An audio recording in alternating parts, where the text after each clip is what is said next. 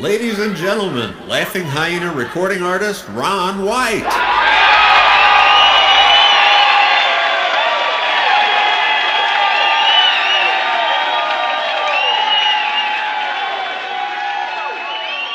Good evening. How are y'all? Good. Oh. I guess I'll tell you a little bit about myself. I'm originally from Fritch, Texas. When I was 7 years old, my family moved to Borger, Texas, which is kind of like moving from Bedrock to Hooterville. The problem with living there for a long time is that there was no culture whatsoever, but we put an end to that. I guess the most exhilarating thing I can remember about growing up in Borger as a youth was going down to Ray's Pharmacy and buying rubbers. I went down there one day, I was about 13 years old, and I wanted Ray to think I was maturing a little bit, kind of figuring out the ways of the world, and I just walked up to the counter and said, "Ray, I want to buy a prophylactic."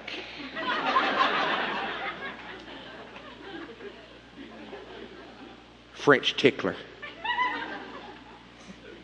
He looked at me and said, "Son, do you have any idea what that'll do to a woman?" I said, "No, but it'll make a goat jump this high."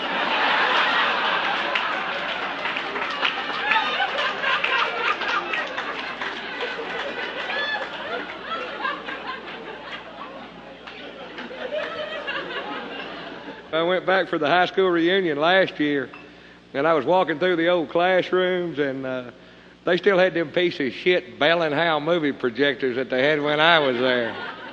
When I was there, the thing sounded like... I'd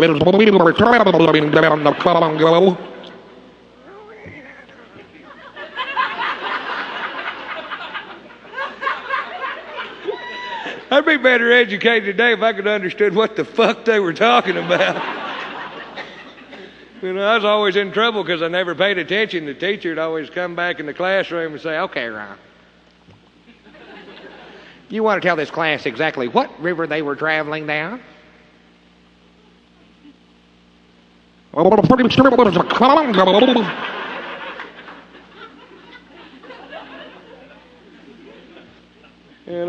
else can I tell you about myself as if that wasn't enough? I'm a cowboy. I'm a real cowboy. I was a bronc rider for 6 years, and it's affected me. Now when I have sex, my arm goes like this.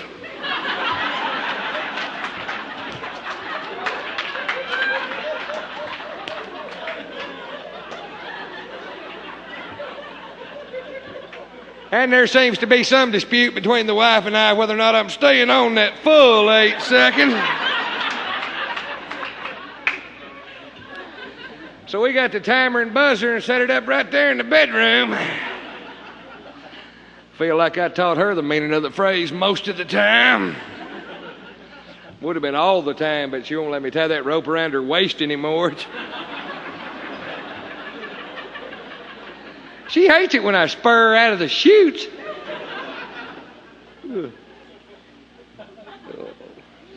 My wife takes a lot of crap while I'm up on this stage, and she shouldn't, because she's the perfect wife. Oh, she never bitches. Well, she has that one bitch that all women have. Could you please quit scratching your balls? I always say, "Sure, if you'll scratch them." You guys back me up on this. We don't much give a damn who scratches them. As long as them bastards get scratched.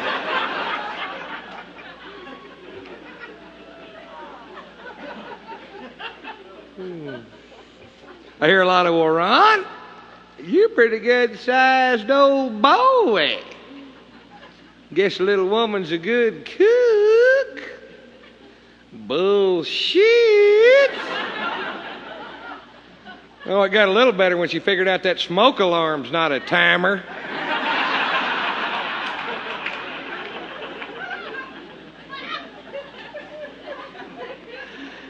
I had to tell her, honey, the food is done before that particular buzzer goes off.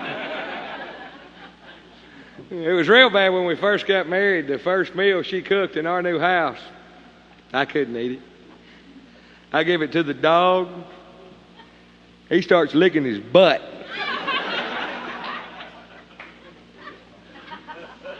She comes in and says, honey, what's he doing? I said, it looks like he's trying to get the taste out of his mouth.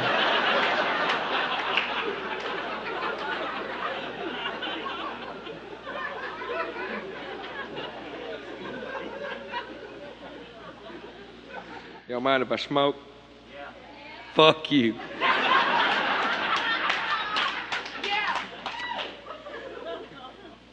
I don't normally smoke. It's just something I do while I'm on the road to keep my hands off my dick. It's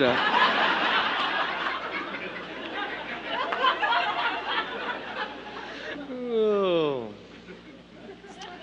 I guess I can tell you a little bit about my relationship with my wife.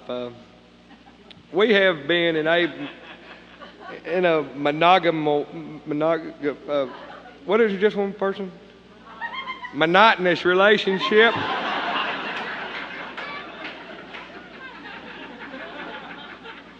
For 9 years, and it's not easy being married to a professional smart ass. I know.